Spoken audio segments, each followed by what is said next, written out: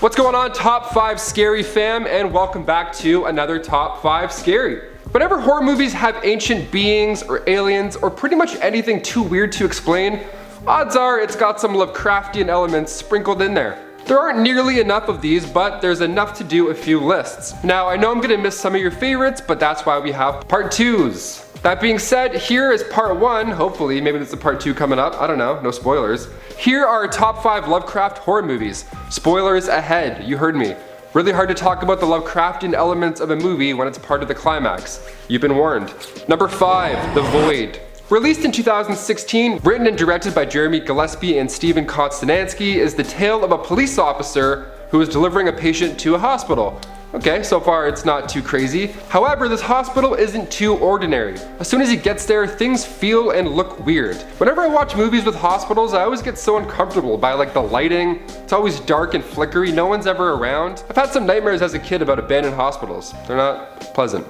I still have them. I still have many nightmares about hospitals. So he gets there, alright? He drops the patient off, and once he realizes that the patient had heroin marks, the police officer thought, you know what? Probably best to wash the blood off my uniform just to be safe. Pretty standard procedure here. Probably a good call. He bumps into his estranged wife, who was a nurse at the hospital. So he washed up, catched up a little bit, and then he goes out into the hospital hallway and sees the other characters, Beverly and Cliff, there. They're just there. This is when things start to take a bit of a turn. See, Beverly is standing over Cliff. Something just doesn't look right about it. It looks very awkwardly placed. So the police officer, David, walks over and sees that she has stabbed the boy with scissors, through his eye. It's really gross. So he is forced to shoot her because she's, doing that. She's stabbing people in the head. So he unfortunately has to shoot her. He quickly goes to the washroom where he throws up and passes out, horrified of what just happened.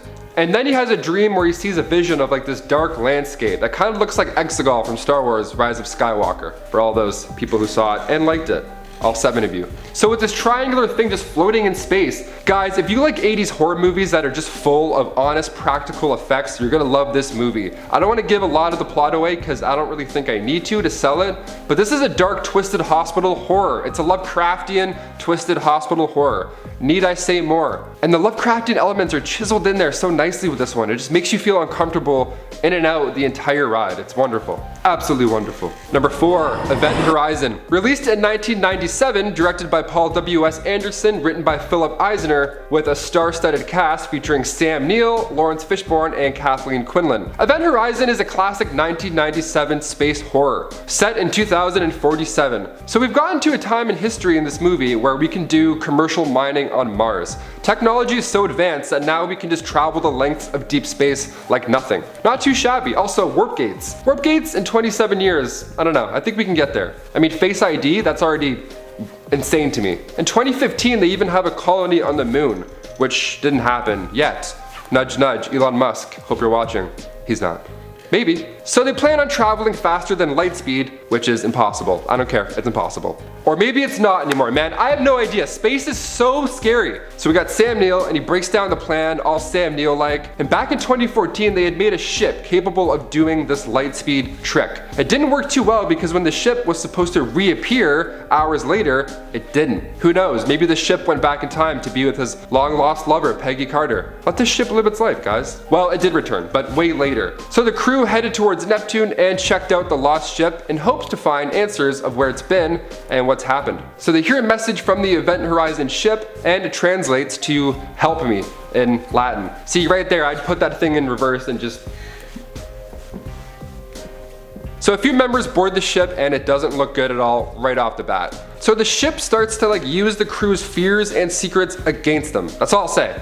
Kind of like in As Above, So Below. You gotta face your demons in this one. If you liked movies like Cloverfield Paradox or Interstellar, all these twisted space movies, you're gonna like this one a lot. I'll be surprised if you haven't seen it. It's super dark, the practical effects are mint, and it's a classic. You must have seen it. Number 3, The Cabin in the Woods. Directed by Drew Goddard and written by Joss Whedon, The Cabin in the Woods is a fresh take on the classic, hey, here's the bad guy, here's its powers, now come together, do a big group hug, cry a bit, bam bam, we'll use our love to kill him. No, it's not like that. It's different in a good way. We open up with a group of friends as they head to a secluded cabin in the woods. And then once they arrive, they find this huge collection of haunted relics in the cellar. They don't know it's haunted, very important part. After reading a passage from one of the books, they begin being hunted down by killer zombies. That's what happens when you read passages out of books. Now, this already sounds like it's been done before in movies, and that's exactly what they want you to think at this part. So while the gang acts like a bunch of stereotypical teens in a slasher flick, scientists are actually working behind the scenes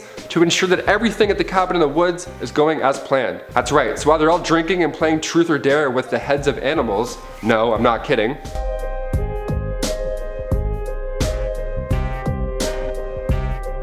Yeah, no, no one does that. No one ever does. I've done it once, okay? Get out of here. So these scientists are ensuring that the ancient ones get what they want, which is a sacrifice. Of course, of course. The haunted relics are there purposely so that they are discovered. So in the movie, it's said that the Lovecraftian gods, known as the Ancient Ones, actually exist. So in order to keep them calm, cool, and collect, and hopefully not destroy the entire world, a sacrifice must be done, and this is where our leads come in. For a twisted tale of people being bet on for how they're gonna die, it's actually pretty hilarious at parts, and scary too. It is still scary. Can't forget to mention that this movie has a handful of scenes that actually really messed me up for a few hours after I saw it. Like, sure, it's kind of a parody horror movie, but at the same time, these scenes are happening. You are watching a group of friends being stalked by terrifying things. The shots, the music, it's all there. And it's hard not to love the cast too. I mean, the entire time you're watching, sure, you're rooting for the main characters and all, but like, the scientists are also the main characters. They're doing all of this to save the world. So you're kind of like,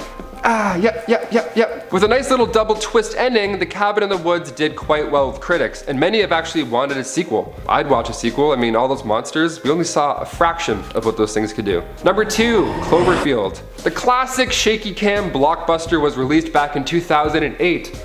God, it's been that long, eh?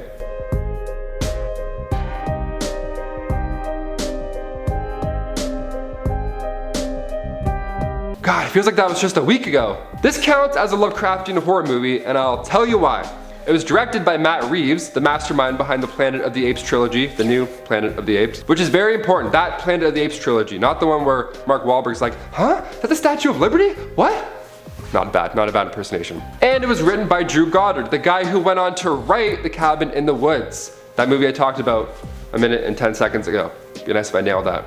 Cloverfield was the first movie that made me physically uncomfortable to watch. Like, really. All my friends weren't a fan of the whole POV shaky cam thing for an entire movie, but for me it felt like it was something fresh. I mean, sure, it would have been nice to actually see this Lovecraftian monster more than we did, but that's the best part. It's nice when things are bottled up. Don't tell us what's going on, don't tell us what's gonna happen, just show us what the main characters are seeing and we'll figure it out. We figure it out or we don't. That's just how it goes. Sometimes you watch a movie and you're like,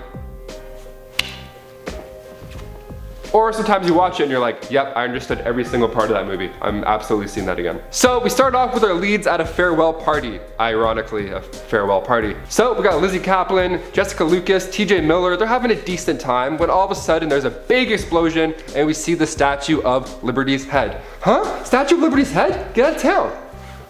Callback, I knew I had it somewhere. Yeah, so off the bat you think, oh, it's Godzilla. No, it feels scarier somehow. Like in Godzilla they had these beautiful shots that show the beast in beast mode coming out of the water, but here it's just the actors reacting to the world as it horrifically changes before their very eyes. And if you haven't seen Cloverfield, I think it's time you give it a shot. Even if you have seen it and you weren't a fan the first time, go back, watch it again.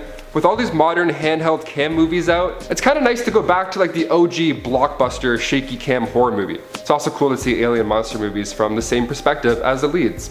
That's the best part. And finally, number 1, Color Out of Space. Okay, this movie is insanity at its finest.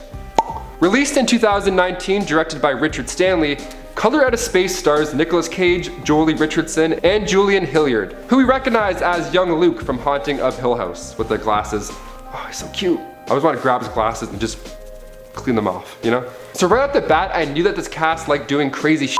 So what is the Color of Space and why is this so crazy, you ask? Let me tell you a few things, good sir. So without giving the ending away, we start off with the family sleeping, hanging out, doing their thing. Some are on their phones, probably watching some more top 5 scary vids. I don't know, maybe Che's new top 10 vibe channel. I don't know. But all of a sudden, a pink meteorite crashes and lands near their house.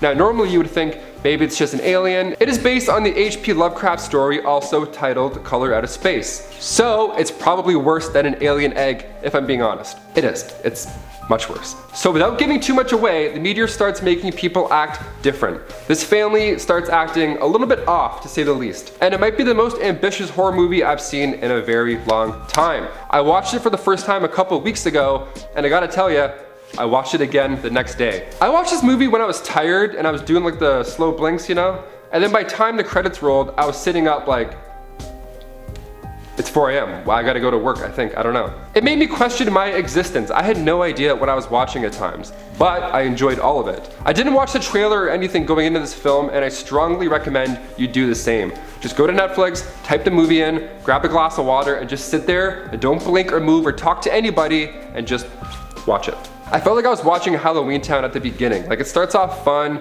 a little bit cheesy. Now, I say the acting is bad because everybody in the movie amps it up so much once it gets going. They were clearly putting some stuff in their back pocket acting-wise until it was time to show the big guns. So these subtle character changes that happen on and off screen are so good.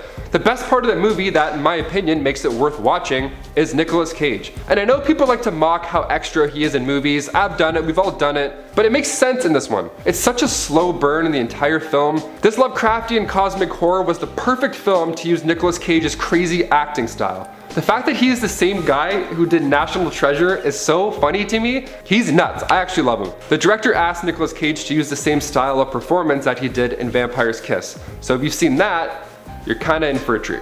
Well, there you have it, guys. Those are our top 5 Lovecraft horror movies. Which ones do you love the most? Please comment down below so we can check them out. And as always, if you haven't already hit that subscribe button, go ahead and do it. And while you're there, just head on over eastbound and hit that notification bell. That way, when we do live premieres, I can talk to you guys in the comments while we're both watching my face together. And then if you say something mean, I can tell you the exact amount of tears that have fallen from my eyes. Until next time, I'm Taylor McWatters. See ya. So silly. It's always so silly doing that when it's so quiet. I'm like, nah, funny man. I'm the funny guy. Stupid. Oh, I got you now. So we open up with a group of friends as they head to a secluded... That's it.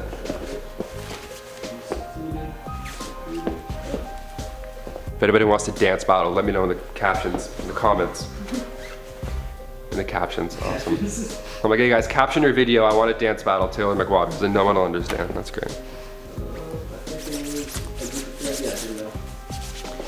The classic shaky clam. Shaky clam? He's like, hey, what up, fuckers? Stupid. That's somewhere in there. I don't know. If you can't, don't. I'm just being an idiot. Not the one with Mark Wahlberg where he's like, huh? Is that the Eiffel Tower? Huh? Or that Lady Liberty, whatever. Maybe I actually might do a Mark Wahlberg impression. Let's do it.